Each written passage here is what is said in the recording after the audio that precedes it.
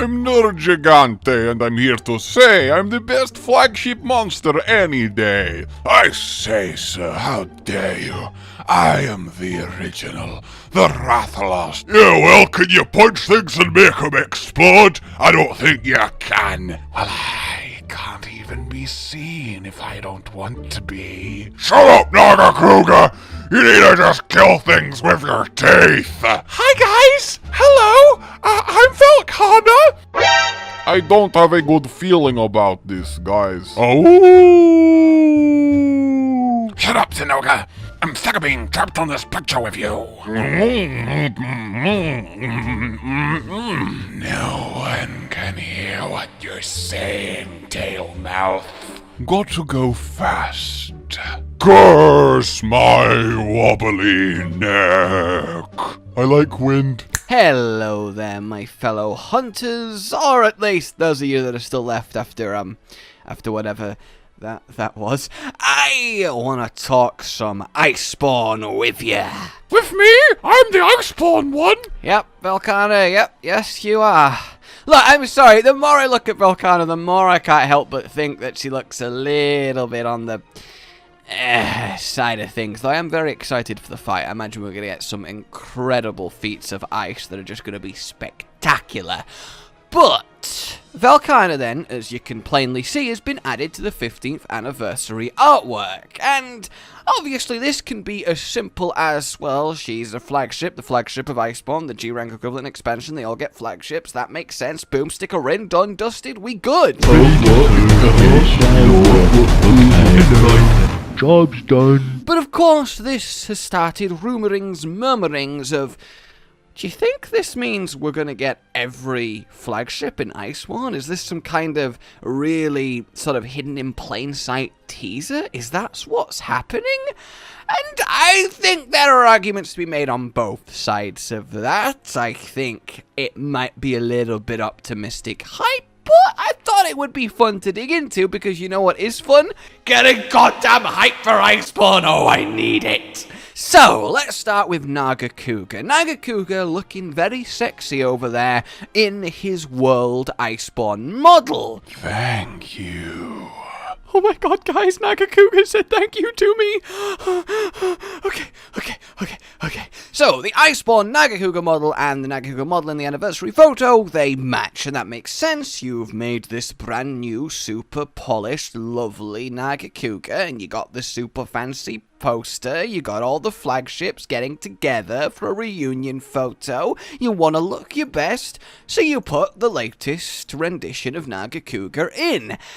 And then this is where you start to feel like, so if I have a look closely at all of the flagships here, any of them that look like they have a new fancy model, we're getting in Iceborne? And yes and no. For example, let's look at one we know we are getting, Tigrex. He looks damn good here. Thank you. I'll eat you last. Thank you, I think. This to me is quite clearly his Iceborne model, and it's way more detailed than anything we have seen from him before. And I would say then, with very much almost certainty, that this right here is the Tigrex that we're getting in World. This is what he will look like, and it is just gorgeous. But at the same time, it's really easy to underappreciate just how much work the textures carry on even an older model. So you're gonna be in a coin flip here trying to identify what's a brand new shiny Iceborne implementation and what's their previous latest model just given full reign to have full resolution texture work. So let's go through everything and actually try and work out what we think is and isn't going to make an appearance. Let's start with the elephant in the room and talk the Black Dragon, the strongest, the legend, fatalis himself. This is categorically a brand new model. It is beyond anything we've ever seen him like before. It gives details that I'm now looking at and going, oh, that's what fatalis looks like? And I've seen him for years, so look, we're gonna get Fatalis in Iceborne, surely, right? The fact that we've got him here in this pose and then in a secondary image in that pose, you're not gonna waste time and resources making two differently posed new separate Fatalis models. It's rigged and it's moving, and I think it's gonna be just the super endgame challenge. What better way to have a game all about elder dragons being drawn somewhere than to put in the biggest, baddest of them all, the black dragon, the destroyer of kingdoms, Fatalis. Why else push him in all this anniversary? Why else include him with the flagships? Why else be like, remember he's a thing? There is way too much evidence pointing to Fatalis actually rearing his just terrifying head when it comes to Iceborne. I can honestly see him being the climactic Zeno of the expansion. Maybe this time the final boss won't be a new monster, but the most ancient and legendary of the old ones. That would be quite poignant. So, look, it's gotta happen, right? It's gotta happen. And he definitely does have the kind of look and feel like the Tigrex and the Nagakuga, because for me, you look at things like the Brachydios, the Glavenus, the Seregios, the Legiacris, they have this kind of shiny, plasticky, almost like clay look that the Naga and the Tigrex and the Fatalis don't. And that kind of points them out to me as older models that have been touched up a little for the sake of this poster. They just don't look right. Now, it's entirely possible I'm going to be hilariously, embarrassingly wrong here. We do get them all, and I'm just talking nonsense. But let's think about it logically then. Let's go through our flagship, Brachydios. I love him. He's my favorite monster, and this is undoubtedly a level of detail that isn't in his other renders, but it just looks off. It doesn't look like a gameplay model, and I would struggle to see him coming. He's the brute Ryvern, so we got the skeleton, but we do have plenty of fiery blast monsters. He would kind of fit in the Elder's Recess, sure, but at the same time, does he add anything that we don't really have in the game? And I feel like the answer is mostly no. I think he's more likely than quite a few here, but he just doesn't strike me as one that's at the top of the priority list. The same with Glavenus. Despite also being a brute wyvern, he has that off, kind of too shiny look about him, and well, he is part of the Generations Ultimate Monsters. They were made by a spin-off team, and their anniversary kind of special editions, and I will be very surprised if we see any monsters pulled from them and put into World. At least not until like Monster Hunter World 3 or something silly. And putting him in without the rest of the Fated Four would be a little bit weird and kind of unfair to them. Yeah! You're beautiful. So I think he's an easy write-off. Seregios, similarly, kinda conflicts with Basil, a flying invader. Yes, of course, much faster, much lighter, a different approach, a different method of attack, a much different fight.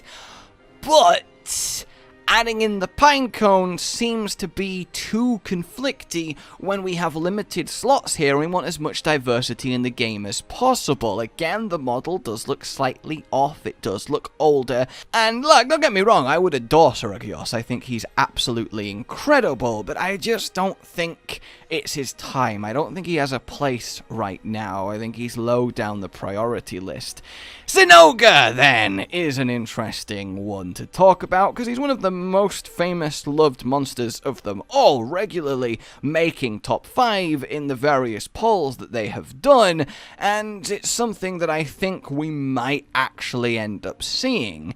He looks almost the same kind of fidelity as Naga and Tigrex. The lighting on him does give him less of a plasticky look, like the Brachy and Glavenus in front of him. And for me, it comes down to the skeleton issue. Can you make a Zinogre on the Toby on the Odogaron skeleton? Because a part of me feels like you definitely could. We've seen vastly different monsters using the same skeleton before. For example, Valstrax and Gormagala share one, but they are hugely at opposite ends of a spectrum there. So perhaps we very well could. And I can't deny I'd be very intrigued to see him actually working, lit up, crackling with electricity in World's aesthetic. And we have had an interview with one of the devs recently post the Iceborne news saying that, yeah, there really is going to be a lot of monsters in this game and there's going to be some all-time favorites returning, just you wait and see. So it's hard not to think that could only mean the most loved favorite monsters, the Flagship. So,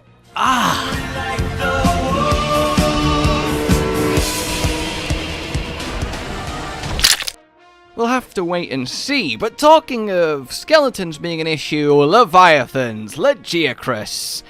So close he came to being part of this game, and I have a hard time with this one because it's either his older model or his alpha-y one that almost made it actually into World, given a much crisper and nicer looking texture for the sake of this poster.